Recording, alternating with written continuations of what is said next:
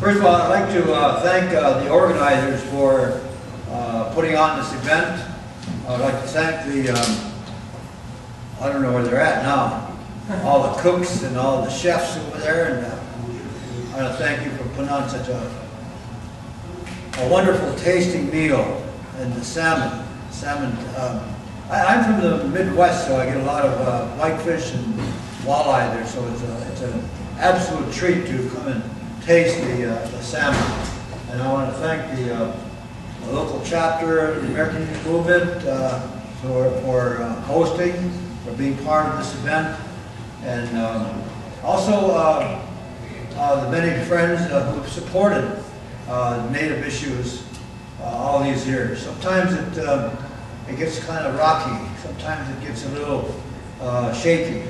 But whenever we see some, I think say white faces and black faces, and, other than just red faces, feels good.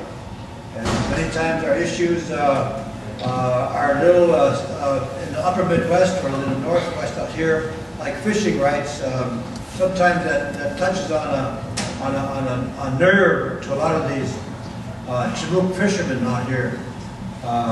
Chinook meaning white people. Because in the 50s and the 60s, you know, there was a big struggle on hunting or the fishing rights out here.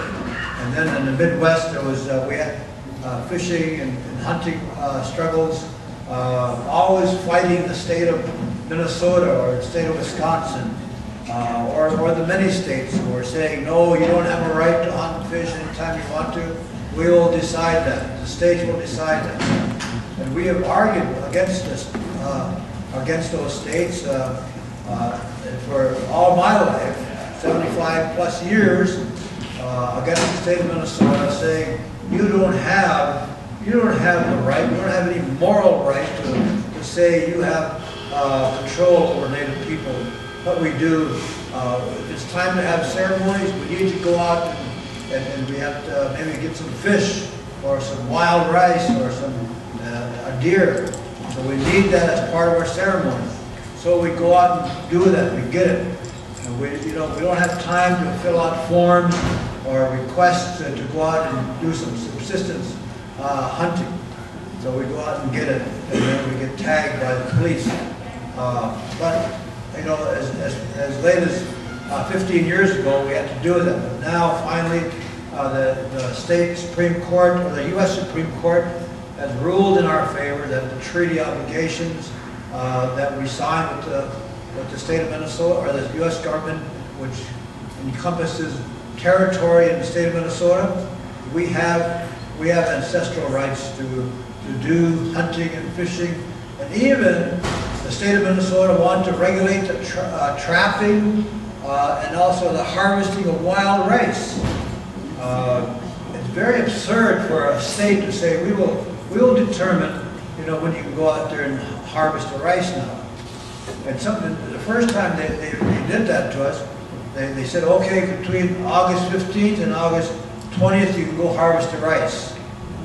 And that was their opinion when it might be ready. Well, August 15th came, the rice was still green, couldn't be harvested. And to the 20th came, it still was green, even up to the 30th of that month. And then when it was ripe, then we went out and started fishing, harvesting the rice.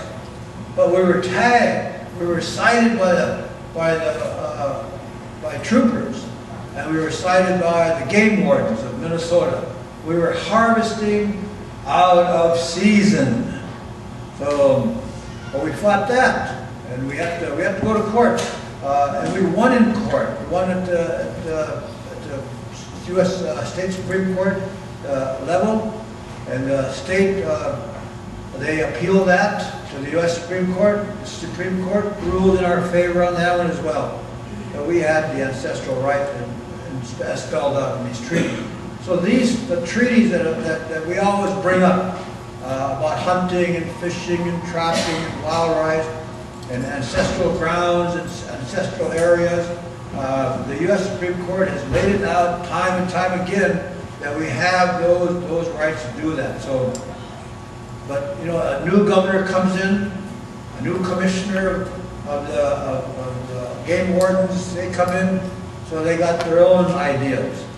And so we have to do battle all over again with them. But anyway, when we do battle with them, it's good to see that there are people besides Native people in the audience or in the streets, rallying points, you know, who believe, as we do, that we have the ancestral rights to do those things like hunting and trapping and fishing and harvesting, all those things. So good to see you out in the audience. I want to talk a little bit about my health, just a little bit, because during my, I had a heart attack on May 8th of this year, and during the diagnosis, I was also diagnosed with diabetes. They said I had diabetes. My reading was 305. The American Diabetes Association said there is no cure for diabetes, and that's backed up by the American Medical Associations, that they do confirm what the Diabetes Association said. There is no cure. They can help prevent it during your lifetime, but there's no cure for it. Stay on your medication. So they push medication on it. I found a program down in Patagonia, Arizona, reversing diabetes, and it's reversing it with food, with raw foods, with vegetables, green vegetables. And I went through that program, and it didn't take me 30 days, and I reversed it in 21 days, 3 weeks. I reversed the whole thing. I was taking off all medication.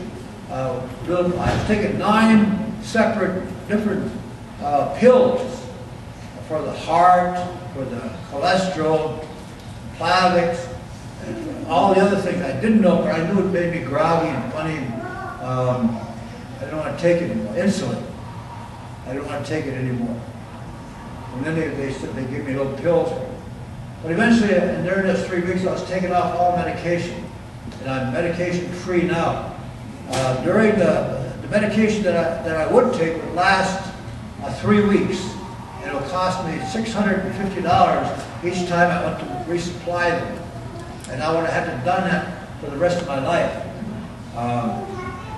That was another reason why I thought I got to get this thing out of my system. I could not afford it. So I went through the program, and I'm free of all that worry right now.